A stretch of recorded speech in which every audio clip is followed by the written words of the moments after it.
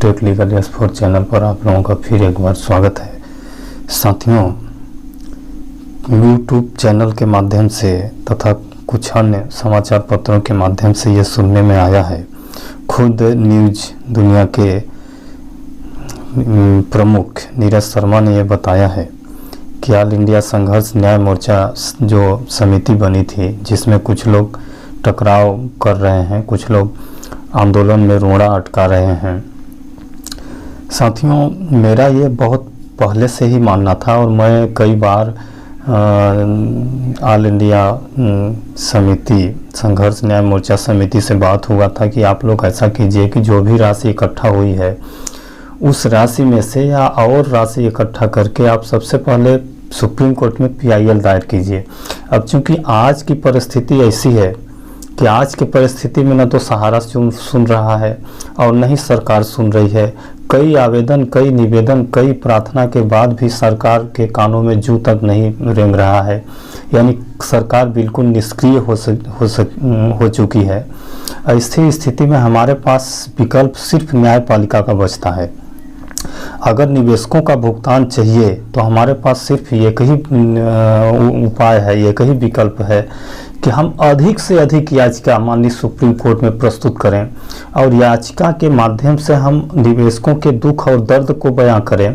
कैसे, किस तरह से ये एक रेहड़ी पटरी वाला, ये फुटकर व्यापारी, ये गुमती चलाने वाला, ये ठेला चलाने वाला व्यक्ति जिसकी इनकम 100, 200, 500 रुपये ही होती है पर डे, वो अपने इनकम और वो अपने मेहनत की कमाई का कुछ पैसा काट कर अपने भविष्य के लिए, आने वाले दिनों के लिए सिर्फ उसके पास एक ही सहारा है, वही ठेला घुमची जो लगाता है, रेहड़ी पटली पर बेचारे बेचते हैं।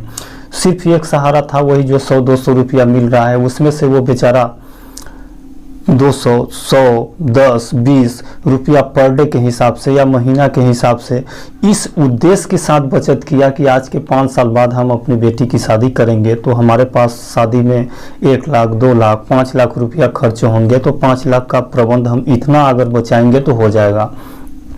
अब जैसे उसकी मैच्योरिटी पूंजी और इधर उनकी बेटी की शादी की भी तैयारी चलने लगी, अब वो भुगतान लेने के लिए सहारा में पहुंचे तो पता चला कि सहारा इंडिया भुगतान नहीं दे रही है, कोर्ट में केस चल रहा है, वो भी तारीख पे तारीख बढ़ती जा रही है।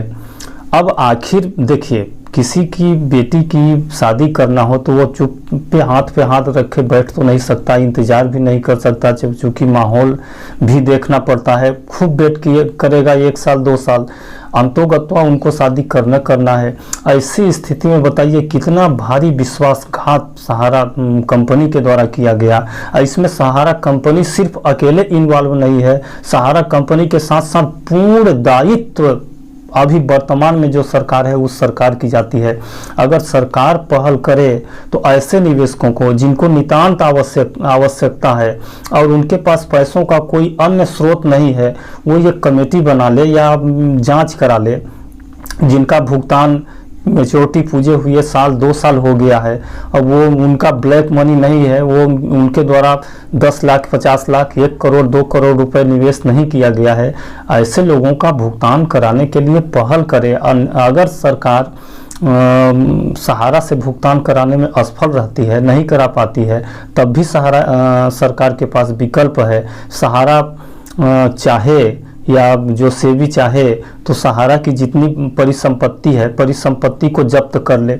जब्त करने के बाद जो भी ऐसे निवेशक हैं जिनका भुगतान पूर्ण हुए 1-2 साल हो गया हो, उनका भुगतान उनके बांड पर, उनका जो ओरिजिनल बांड है वो ओरिजिनल बांड किसी भी राष्ट्रीयकृत बैंक में ले जाएं और राष्ट्रीयकृत बैंक से उनको कम से कम मूलधन का, हम कहते हैं ब्याज सहित, जैसे मान लीजिए वो उसका 2 लाख रुपया मूलधन है तो 2 लाख रुपए का तो भुगतान कर दीजिए, ताकि जो उनकी आवश्यकताएं हैं, जो उनका आशा है, जो उनका विश्वास है वो कायम रहे, वो सरकार पर कायम रहे, संस्था पर कायम रहे। जिस दिन केस का डिस्पोजल होगा उस दिन फिर उनके संपूर्ण राशि का भुगतान कर दिया जाएगा। अन्यथा अगर नहीं भुगतान करती है तो गवर्नमेंट के पास ऑलरेडी उसकी संपत्ति है, यह है, संपत्ति को बेच के वो उतना राशि आहरण कर ले।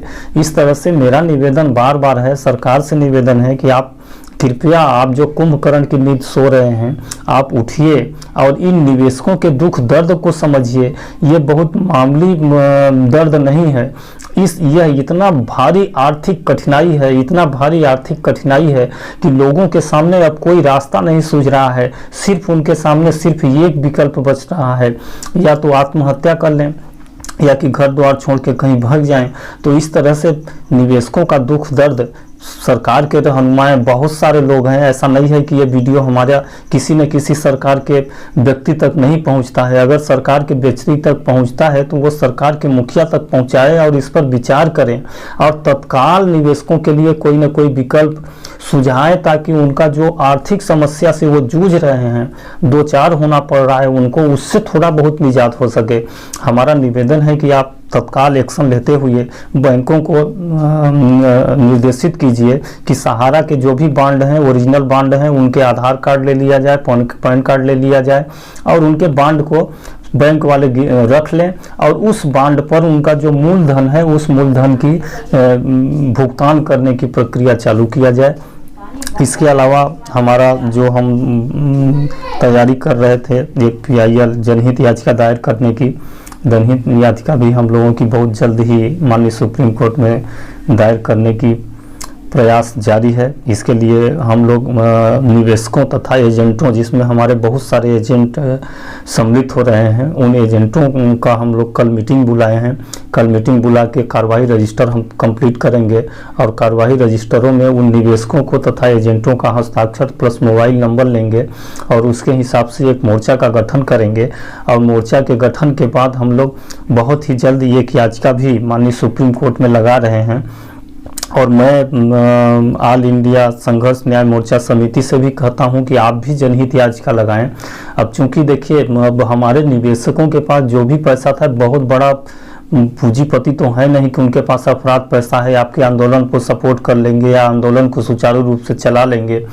ये बहुत ही गरीब, बहुत ही मजलूम, बहुत ही मजदूर किस्म के व्यक्ति हैं। वही व्यक्ति अपना 2-4 रुपया 10 रुपया इकट्ठा करके लालच में कि अगर हम इतना रुपया रखेंगे तो इतने साल बाद इतना रुपया हो जाएगा जिससे हमारा ये काम हो जाएगा, वही व्यक्ति इन संस्थाओं में पैसा रखा है।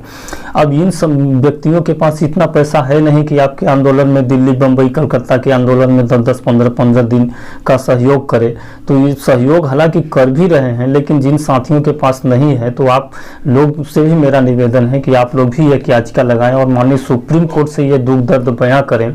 इसके लिए पेपर कटिंग वगैरह भी साक्ष्य में ग्राह होते हैं, उसकी कटिंग को लगाइए और कितना राशि बाकी है ये सब जानकारी एकत्र करके आप लोग भी PIL जनहित याचिका दायर करें, ताकि सुप्रीम कोर्ट भी इस पर एक्शन ले और लोगों के साथ कुछ न्याय हो सके। जी दोस्तों, इसी बाड़ी के साथ मैं आज का ये गुड न्यूज आप लोगों को देने जा रहे हैं कि कल हम लोग निवेशक प्लस एजेंटों का एक मीटिंग बुलाए हैं। मीटिंग में जनहित याचिका से संबंधित कार्यवाही संपूर्ण की जाएगी और आगे कैसे क्या होता है उसकी हम जानकारी आप लोगों को देते रहेंगे अपने चैनल पर। कृपया आप लोग हमारे चैनल को सब्सक्राइब कर लें और लाइक कर लें तथा वीडियो को अधिक से अधिक शेयर करें, ताकि ये वीडियो हमारे देश के रहनुमाओं तक पहुँचे और इस पर विचार करने के लिए थोड़ा बहुत भी इस पर विचार करें और अमल करें। जी दोस्तों, नमस्कार।